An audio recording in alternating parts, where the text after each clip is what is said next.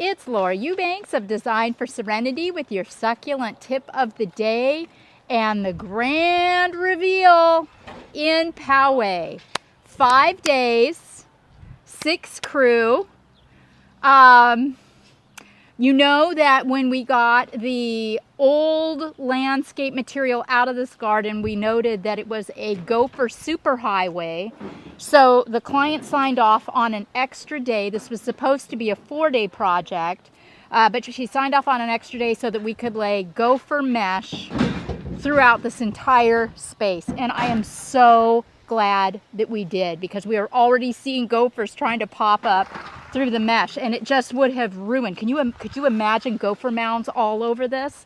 Look at this exquisite dry stream bed that Hannah, Greg, and the team created. The detail, I can't even begin to tell you. You know, we have Arizona river rock. We have river rock that we unearthed from the client's garden.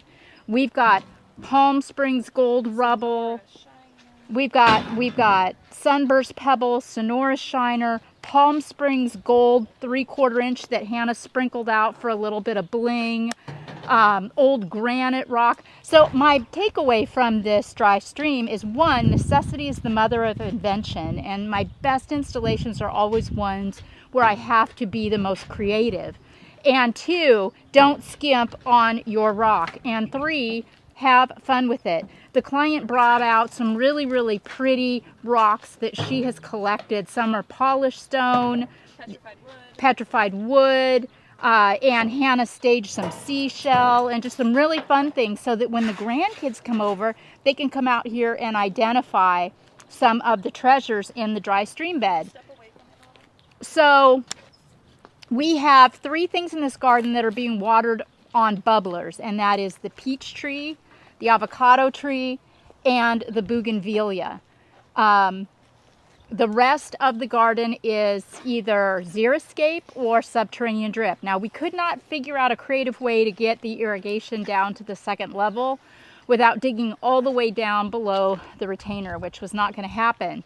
So the client is going to do some judicious hand watering of these plants as needed. I did choose really tough specimens.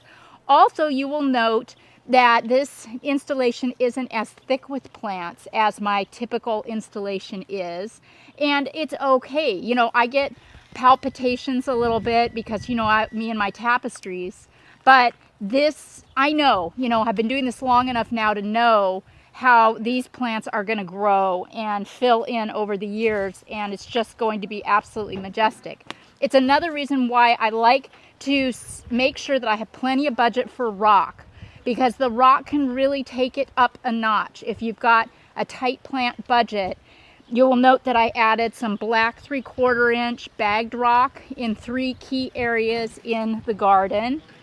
In addition to, as I said, finding rock around the property and just pulling it into the design.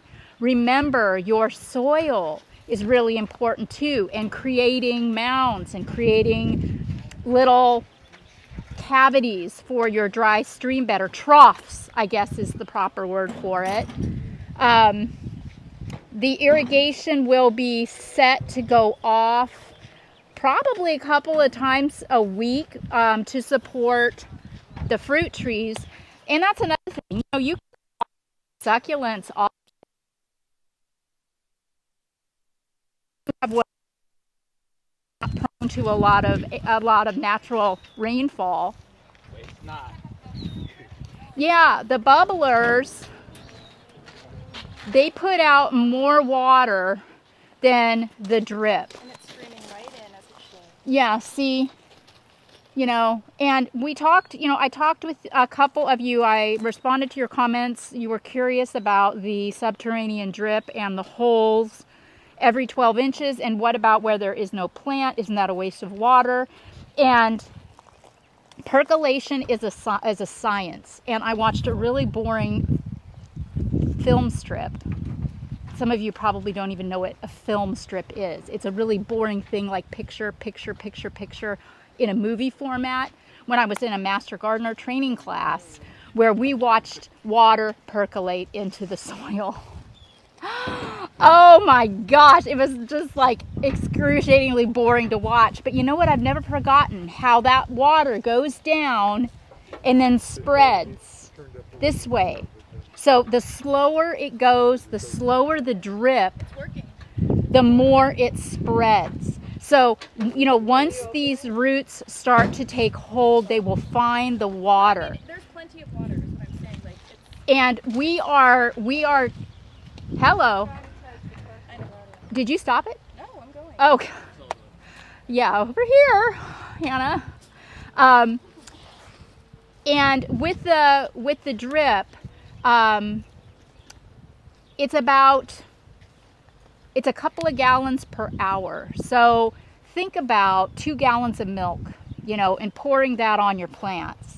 And that's how, at least that works in my crazy mind, when I'm thinking about how frequently I want the irrigation to go off and for how many minutes. How often do I want to throw, you know, water on these plants and how much? So I think, you know, a half a gallon to a gallon is sufficient. So maybe we set the timer for 30 minutes every couple of weeks or so in the hotter months and turn it down in the event that we might get some rain. What else can I tell you? I'm fabulous. I mean, I'm just so thrilled with how fabulous the pots look with the cactus in them. These were actually cactus that were left over from Hannah's project in La Mesa, that xeriscape, her first go round as a designer by herself.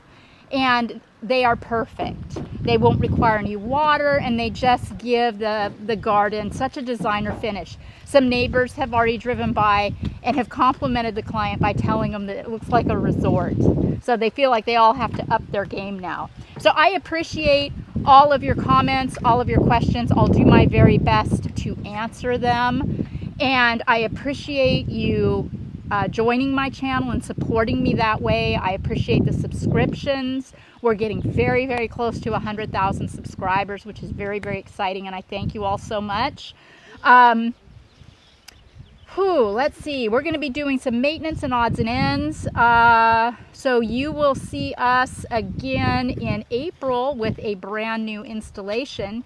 Until then, everybody stay safe, have fun. It's spring or autumn if you live on the other side of the world. Get out in your garden and get to creating. This has been Laura Eubanks reporting with Team DFS and your grand reveal in Poway. Bye, guys.